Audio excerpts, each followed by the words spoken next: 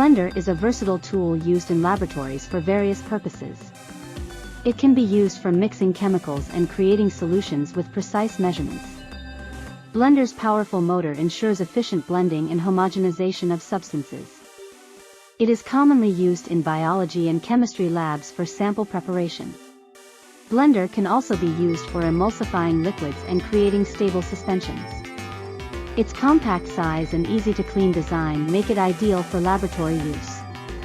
Blender's variable speed control allows precise control over blending processes. It is an essential tool for scientists and researchers working in various fields. Blender's durability and reliability ensure long-lasting performance in laboratory settings.